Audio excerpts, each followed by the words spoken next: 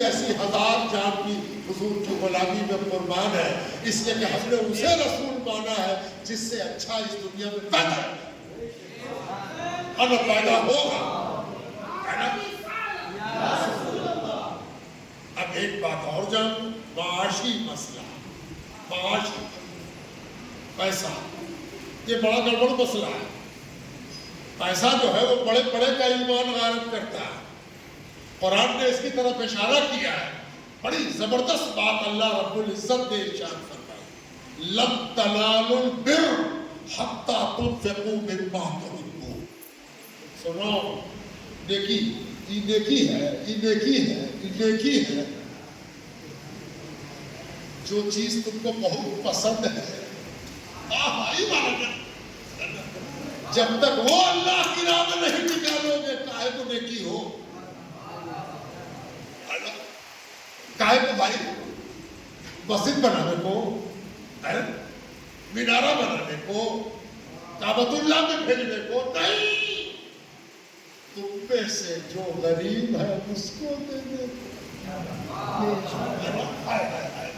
کیا بات ہے صاحب، اللہ اکبر۔ یہ نہیں ہے کہ مولانا صاحب کھڑے ہو گئے کہ لاؤ مسجد کے لیے، نہیں، مسجد کے لیے وہ پیسہ نہیں ہے۔ وہ پیسہ کس کے لیے ہے؟ تمہارے اپنے بھائی کے لیے جو حضرت آدم کی اولاد ہے اور تم بھی اولاد ہو۔ نکال دو، ہے نا، نکالو، اس کے لیے پیسہ نکالو۔ اور یہ بھی جان لیجئے کہ اگر کسی نے زکوٰۃ دینے سے انکار کیا تو پہلی لڑائی اسلام میں اسی سے لڑی گئی ہے جو غریب کا حق دینے سے انکار کیا۔ سیدنا ابوبکر صدیق نے جو پہلی لڑائی لڑی وہ کس سے لڑی؟ زکوٰۃ نہ دینے والوں سے، جنہوں نے زکوٰۃ کا انکار کیا کہ نہیں نکالیں گے زکوٰۃ۔ کہا اچھا نہیں نکالو، نکال دو۔ کہا نہیں نکالو، کہا نکال دو، کہا نہیں نکالیں، کہا نہیں نکالو گے تو ہم آتے ہیں چل کر۔ گئے اور لڑائی کی اور ان کو مجبور کیا کہ غریب کا حق نکالو۔ دنیا کی تاریخ میں کوئی ایسی مثال نہیں ہے جس میں نبی کے بعد اس کی امت نے پہلی لڑائی غریب کا حق لینے کے لیے کی ہے نا۔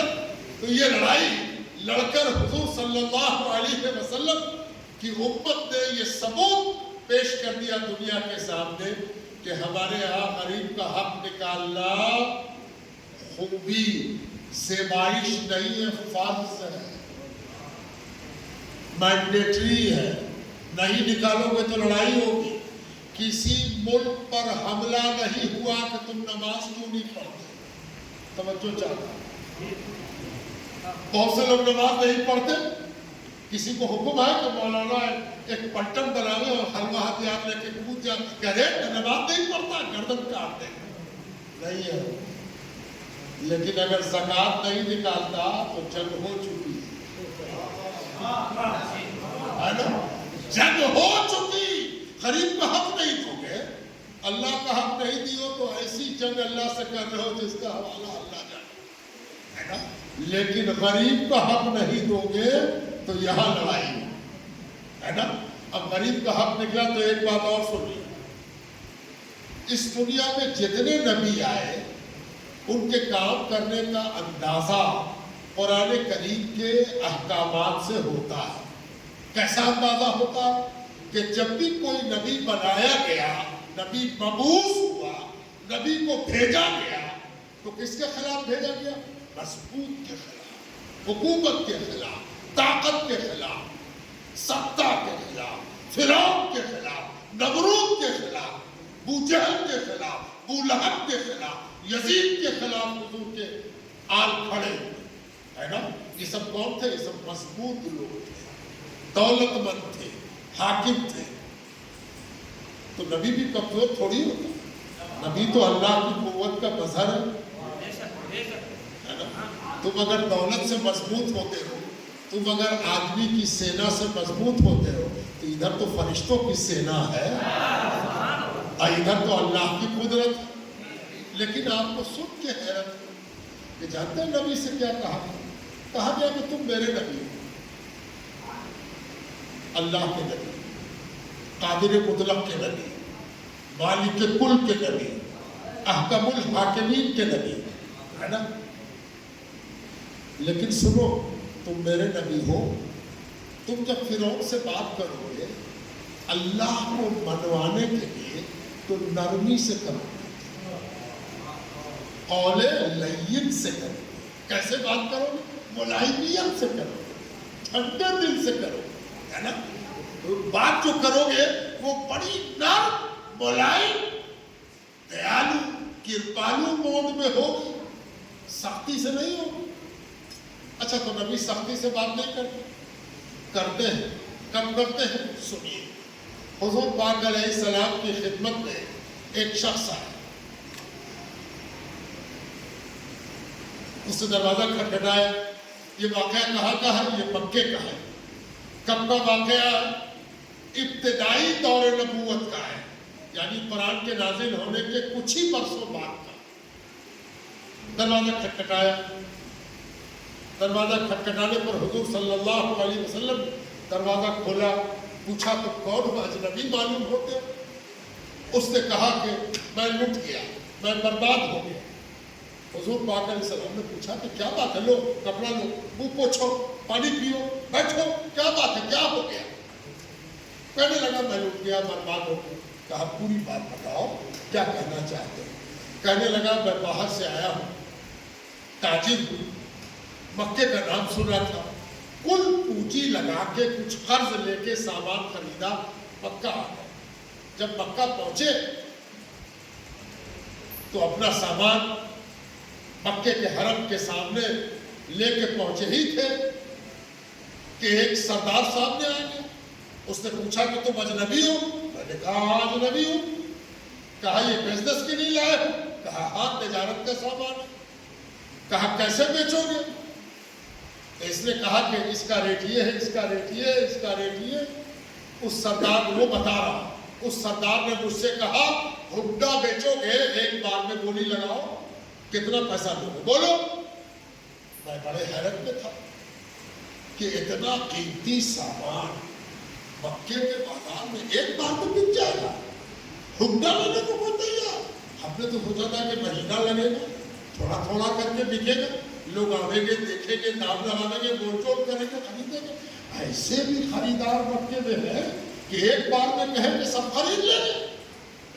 میں نے اس کو بتایا کہ اتنا لیں گے۔ اس نے کہا ٹھیک، سودا ڈن، چلو میرے ساتھ۔ میں اس کے پیچھے پیچھے ہو لیا، اس کا ایک مکان جو گلی کے اندر ہے وہاں لے گیا، اور لے جا کر اس نے کہا کہ تم باہر ٹھہرو، اور اپنے خادموں سے سارا سامان اندر کرا لیا۔ جب سب سامان اندر چلا گیا تو دروازہ بند ہو گیا۔ اب میں کھڑے کا کھڑا کہ سامان اندر گیا ہے تو جو بدلے میں طے ہوا ہے وہ ہم کو ملے۔ کچھ دیر ہو گئی تو میں نے دروازہ کھٹکھٹایا، کوئی جواب نہ آیا، تو گھبراہٹ میں اور زور سے دبایا، زور سے جو دروازہ کھٹکھٹایا تو دروازہ کھلا، اور وہی سردار اندر سے جھانکا اور اس نے پوچھا کیا بات ہے؟ میں نے کہا کیا بات ہے؟ میرا سارا سامان تم اندر لے گئے، اب جو طے ہوا تھا وہ تم نے باہر بھیجا نہیں، تو میرے سامان کا کیا ہوا؟ اس نے کہا کیسا سامان؟ تم نے ہم کو سامان دیا، کوئی گواہ ہے تمہارے پاس؟ کوئی وٹنس ہے؟ کوئی گواہی ہے؟ میرے تو پیروں تلے زمین کھسک۔ پہلے تو سوچا تھا کہ مکے میں بڑا اچھا بزنس ہوا، اب معلوم ہوا کہ یہاں سامان خریدنے پر اور بیچنے پر اگر گواہ نہ ہو تو سارا سامان ڈوب جائے گا، میں تو برباد ہوں۔ اس نے اتنا ڈانٹا، اتنا بگڑا کہ میں اپنی جان بچا کے بھاگ آیا اور حرم پہنچ گیا۔ جب حرم پہ پہنچا تو نہ کھانے کو نہ پینے کو، سارا سامان لوٹ دیا۔ کرتا تو کیا کہ کچھ اور سردار آ گئے اور انہوں نے میری باتیں سن سن کر میرا مذاق اڑایا۔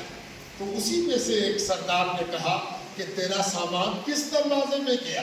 تو میں نے اس کو بتایا کہ اس دروازے میں گیا۔ تو اس نے ہنس کے کہا مکے کا قانون یہ ہے کہ جب اس دروازے میں سامان جائے تو اس دروازے سے قیمت ملتی ہے۔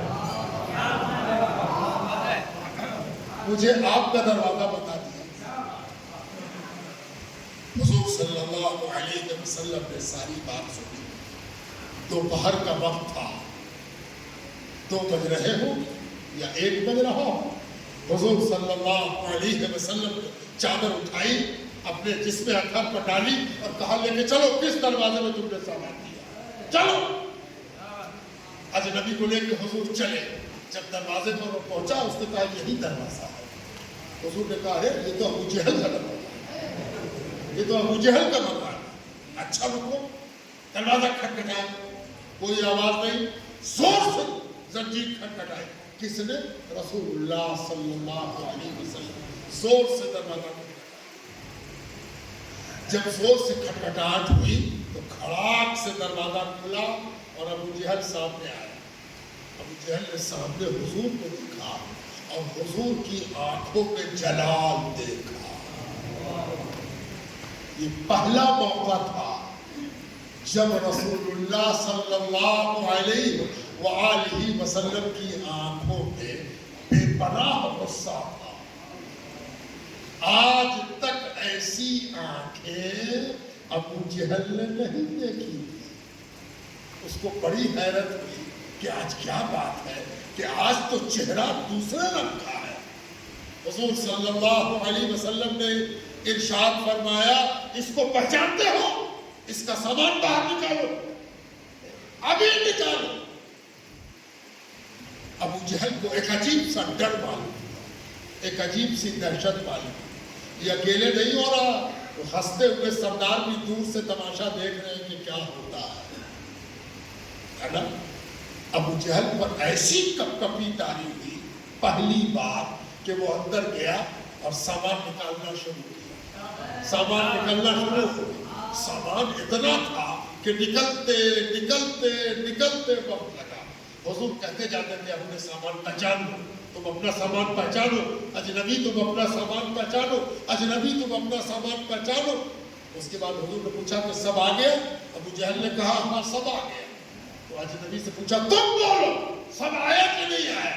اجنبی نے کہا میرا وہ بورا اور چٹ واپس نہیں آیا جس میں یہ سامان سب لپٹا ہوا تھا۔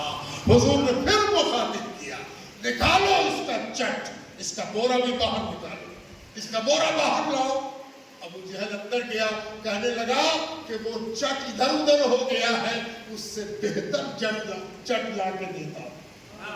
اس سے بہتر چٹ باہر جب آ گیا تو حضور صلی اللہ علیہ وسلم نے فرمایا اس دروازے سے محمد کبھی نہ ہٹتا جب تک کہ اس اجنبی کا چٹ اور بورا بھی نہ ڈلوا۔